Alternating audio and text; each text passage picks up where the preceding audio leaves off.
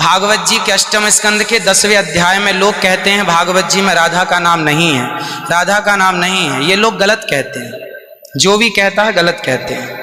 लिखा हुआ मैं आपको श्लोक दिखा रहा हूँ। भागवत जी के 8वें स्कंद के 10वें अध्याय में श्लोक नंबर 40 है, लिखा है उद्यतायुध दौरदंडई राधावंतो भटान मृधे।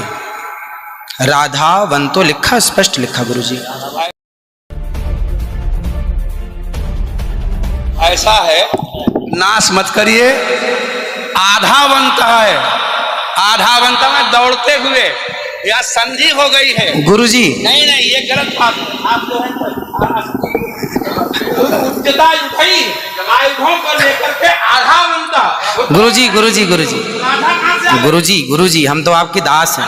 मत कीजिए ना। हमारे गुरुजी कहते हैं ना ना गुरुजी, इसका अर्थ तो सुन लीजिए, इसका अर्थ तो सुन लीजिए। आप जब राधा बता रहे हो, सुनिए सुनिए गुरुजी, इसका अर्थ है राधावंतो भटान मृधे। इसका अर्थ गुरुजी ने बताया हमें। गुरुजी ने, हमारे गुरुजी, कोई गुरुजी नहीं बता सकता। हमारे गुरुजी कहते हैं बिल्कुल नहीं बना सकते, क्योंकि जब आप राधा बनाओगे तो विसर्गे कहाँ जाएंगी गुरुजी? उद्यतायुधई ही विसर्ग हो गया। गुरुजी गुरुजी कहते हैं गुरु शब्द है। अब चलिए, भागवत जी में दूसरा है बधू। बधू प्रयोग हुआ है, बधू प्रयोग हुआ है। तो बधू का प्रयोग ये है कि वहां श्री राधा रानी का ही स्मरण है। नहीं, लोग कहते हैं राधा नहीं है, तो राधा जी का जिक्र तो कई जगह है। राधा पदवाच्य बधू, जिसका अर्थ संकेत अर्थ हो या लक्ष्यार्थ हो और व्यंग्यार्थ हो, इन तीनों अभिधावृत्तियों के द्वारा राधा शब्द एक भी जगह भागवत में नहीं है। इसलिए जहां बधू शब्द है वहां भी अर्थ राधा है। जहां बधू है, ऐसे पानी का अर्थ जल भी होता है। जहां राधा है, जहां बधू है वहां राधा है। ऐसे थोड़े होता है। जहां आप जैसे लोग देखिए, आप विश्व हमारे गुरुजी ने बताया, ये हमारी क्या ताकत की हम बताएं? शब्दै ही अर्थानाम अभिव्यक्ति त्रिभिन्न भवति। महाराज इनकी बात सारा विश्व सुनता है। महाराज श्री बोले हमारी बात 20 आदमी सुनते हैं। महाराज जी सुनता है सारा विश्व। त्रिपाठी जी, महाराज आचार्य जी, आपके चरणारविंद में मेरा निवेदन है कि अरे आप हटिए सामने से। आचार्य जी आप हटिए भैया। अरे नहीं, लेकिन ऐसा श्रीधर, आप विश्व को सुनाते हैं इसलिए कह रहा हूँ। श्रीधर जी नहीं तो गलत सुना रहे। इन्हें हटाओ। कोई गुरु नहीं बता सकता यार। चलो गुरुजन का हम चलते हैं गिरिराज के, अगर गिरिराज जी बता दें।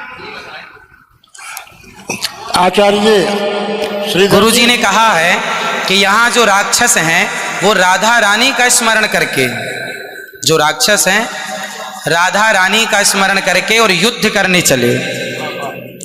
जो राक्षस हैं भटान मृधे जो है, गुरुजी ने बताया कि जो राक्षस लोग हैं वो किसका स्मरण करके युद्ध करने चले? श्री राधा रानी का। ब्रह्म वैवर्त पुराण के अनुसार राधा ही मूल आधार है। यहाँ तक कि राम में भी राधा छिपा हुआ।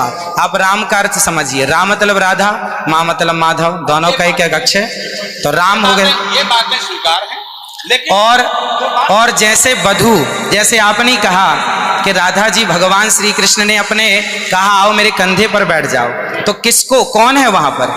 राधा जी हैं। राधा जी हैं तो हैं, लेकिन वहां बधू है। याम गोपी मैंने कृष्णा, तो श्री राधा जी, कहने का तात्पर्य यह है कि भागवत जी में कहीं राधा का अभाव नहीं है। भागवत जी में कहीं भी शब्दै ही अर्थानाम अभिव्यक्ति कई ही वृत्ति भवति। वृत्तयः कति संख्या का? अभिधावृत्त्या, लक्षणावृत्त्या, व्यंजनावृत्त्या शब्दानाम अर्थस्य अभिव्यक्तिर्भवति। अस्ति कश्चन विद्वान् वक्तुं शक्नोति। महाराज जी, आप दोनों के पावन चरणारविंद में मैं हाथ जोड़ करके निवेदन करता हूँ, मेरी बात सुन लीजिए। नहीं, आप तो गुरुजन हैं, गुरुजन हैं, आप ही तो सिखाएंगे। मैं कह रहा हूँ अर्थ का अनर्थ क्यों सभा में करते हैं लोग?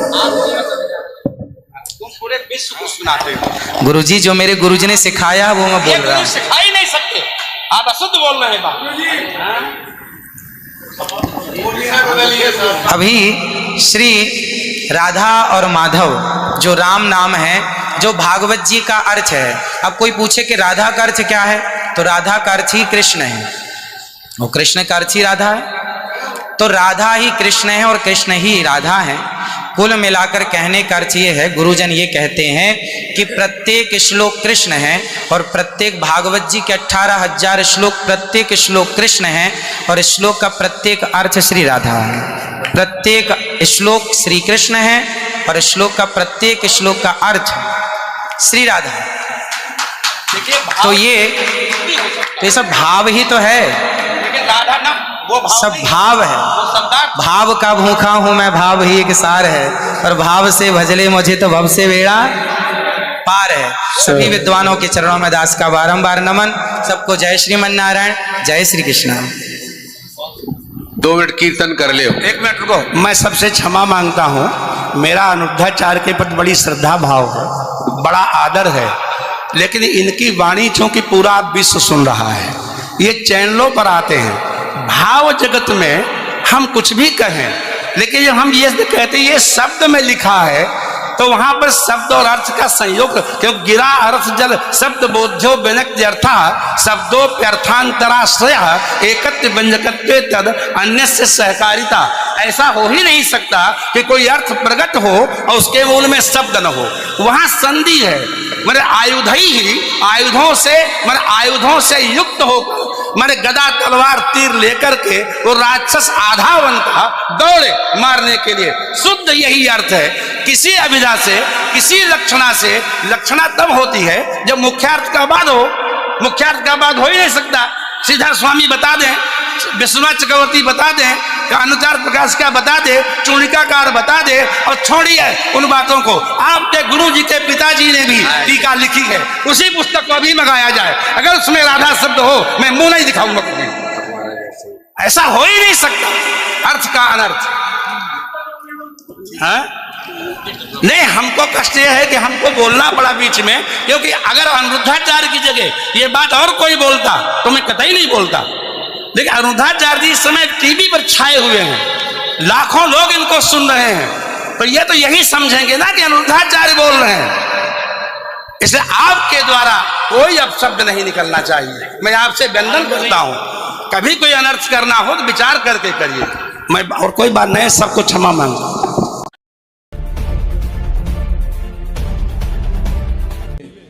जो गौर तेज का परित्याग करके केवल श्याम तेज की उपासना करता है, अर्चना करता है, वो पापी है। जिसको राधा शब्द नहीं दिखता भागवत में, वो अगूढ़ वेदी है, रहस्य वेदता नहीं है, होगा साहित्य का विद्वान। हमारे इतने बड़े विनम्र अनिरुद्धाचार्य जी के सामने से माइक हटा लिया और अपनी पंडिताई झाड़ने लगा। शास्त्रार्थ करता है, मैं भी शास्त्रार्थ करने को तैयार हूं। कभी विद्वानों की सभा हो और आ जाए मैदान में। राधा के बिना आत्मा तु राधिका तस्य तयैव रमणा दसो। आत्मा भगवान की राधा है और राधा के बिना कृष्ण आधा है। आधा ही नहीं, कुछ भी नहीं। बोलो वृंदावन बिहारी। अनिरुद्धाचार्य जी का कथा का समय में है, मैं ज्यादा नहीं लूंगा, इतना ही बहुत है।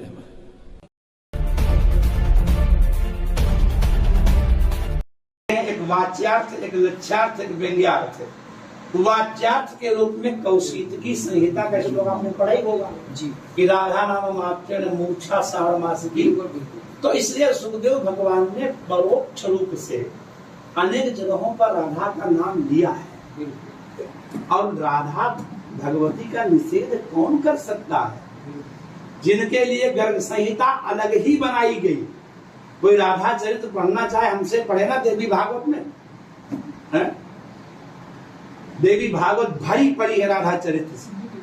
गर्ग संहिता पूरा राधा ही चरित्र है, समझे? उसमें के कुछ प्रकरण उठा करे, 2-4 श्लोक लिख करके आप बोल करके। ब्रह्मवैवर्त पुराण में तो पूरा श्री राधा जी का ही। तब फिर तो कोई निषेध थोड़ा कर रहा है राधा जी का, ना हम कर रहे हैं।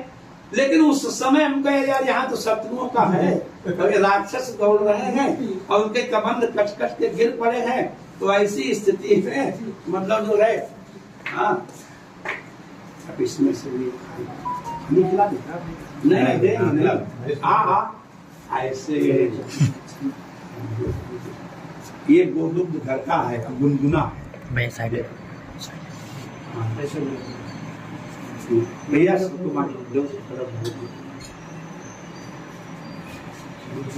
नहीं, हम जब चाय पीते बोल रहे इसी देते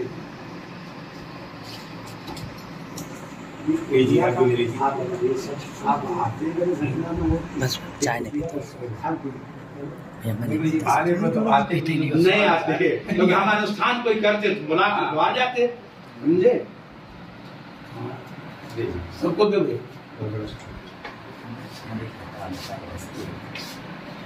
चलो थोड़ा सा जल ले आना भी। ठाकुर जी जो करते हैं अच्छा करते हैं। आप केवल